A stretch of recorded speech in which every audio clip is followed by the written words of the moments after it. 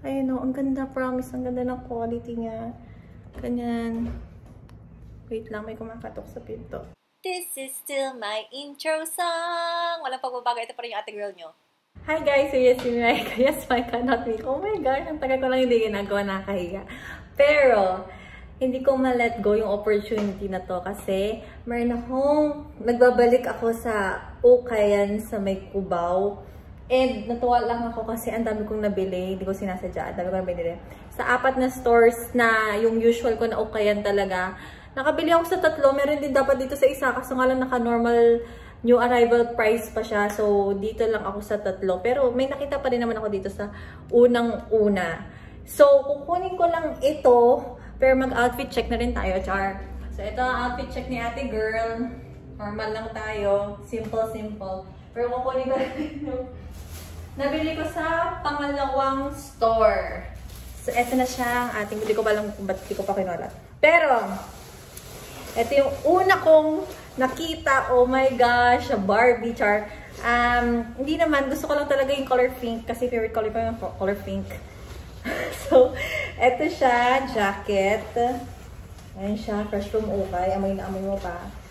Simple lang, yung mga usual na design na may stripes. Tapos, 220. Pero, dahil yellow tag, naka 30% off siya. So, 220, 30% off. Kaya yun na mag-compute. Pero tingnan nyo yung fit sa akin. Ate girl nyo. Wait lang kayo dyan. Oh my gosh! Ang cutie talaga. Color pink. Tapos parang medyo lagpas sa kamay. Yung mga peg. Tapos ito siya. Close up. Ayan siya. Tapos syempre hindi ko susuotin niya ng ganyan. Syempre maarte tayo. So dapat nakaganyan. Nakaganyan ang outfit. Pak! Ganun. So ito. Kasama siya dun nga sa parang new arrival price. Naka-display siya sa may taas. So, alam niyo na, pag naka-display sa taas, ibig sabihin, alam niyo na maganda. So, yung presyohan niya is maganda din. Ganun. So, eto siya. Like, saan ko susuotin to? Sa totoo lang. Saan ko susuotin to? Pero eto siya, yung dress na yan. Wow! Kala mo talaga, shala. Okay, ayan.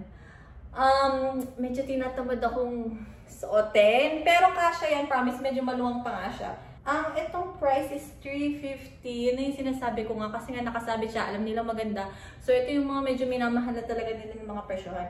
Pero see-through to, itong gitna, oh. Look. So, maalas see-through yan. Pero ganyan ang peg niya. Kasha to sa akin, promise. At tinatamad lang ako kasi yung outfit ko, nakakatamad.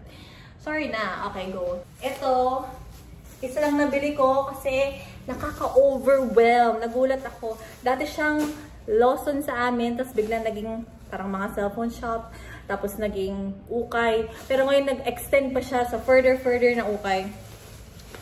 Na ewan ko, bakit ang hilig ko ng ganito, di naman malamig o magba-bare months naman na. Pero oh my gosh, look at the quality. Hindi ko alam kung ma-indicate nyo, pero ang kapal. Ang kapal talaga niya. Ang thick ng cloth. Wow. Tapos, ayun siya, oh, parang mulberry, ewan ko, yung color and apple logo. I'm hindi ko sure. Pero ang kapal, as in yung quality, promise. Oh, ito nga, sukatin ko para sa inyo. Parang yung pagkasukat ko sa kanya, parang, oh my gosh. Kahit alam ko dami na akong jacket. Wait lang. Oops. Oh my gosh. Ang ganda, promise. Oh, ang init. Ramdam mo talaga yung init kasi ang kapal ng tela. Tapos, yun ang cutie. Gusto ko mga ganyan, no? Yung mga hindi masyadong kita yung kamay, mga pabebs. Ayun, no? Ang ganda, promise. Ang ganda ng quality niya. Ganyan. Wait lang, may kumakatok sa pinto. So, as I was saying, char, may kumatok sa pinto. Pero look at the quality, besh. Promise. As in, ang kapal talaga niya. Ang ganda ng quality. How much? 160. Pero, ang ganda. Promise. As in, ang kapal. And overall, ay may dogs. Mommy! Meron na yung dogs! Yay! Special mention! Cutie! So, ito na. Yung last items. So, here we have, ewan ko ba? So, ito, hindi naman jacket, pero cardigan. Wala nga, ang cutie ng color, no? Pastel, tapos gray. Ang cutie ng combination. Kung color pink to, mas cutie. Pero, okay na rin. O, diba? Ewan ko ba? Ano ba? Wala naman tayong winter. Wala naman tayong ewan. Hindi ko alam. Pero, like, yan ang peg. Sobrang effective niya kasi ginit na yung ate girl mo. Pero yan. Knitted. Yan siya. Pastel. Lavender. Tapos, gupitan na lang ng slide. Hindi naman ako ma-arts. Tapos, ganyan siya kahaba. Sa likod. Pwede rin pa ganyan kung ma-arts ka like me. Ay, pak! Ganun! Cutie, right? And then, last item is dress na naman. Kasi usual ako, dress. Yun ang sa ano na yun, sa aisle na yun. Or like, jacket, cardigan. So, this one, nakabaliktad pa siya. Pero eto na siya, mabilisan. Okay. Nagko-contemplate pa ako kung susuotin ko ba yung dress. Para sa video, pero medyo tamad na yung ate girl mo. Pero eto lang, alam mo naman, lahat tayo, plain black dress, need naman natin yung lahat. Ang nagustuhan ko here is, alam mo yung mga damit na mabilis lang suotin, hindi ka na kailangan mag-effort, maghirap. Eto, ganito siya, kasi stretchable. So, yan siya, oh. You can see naman, parang ganyan yung peg niya. Okay naman na. So, hindi ko na susukati yung mga dress, promise, sorry. Kasi yung outfit ko, hindi pang sukat-sukat ng dress. So, that's it, you guys. Wow, miss you guys, char.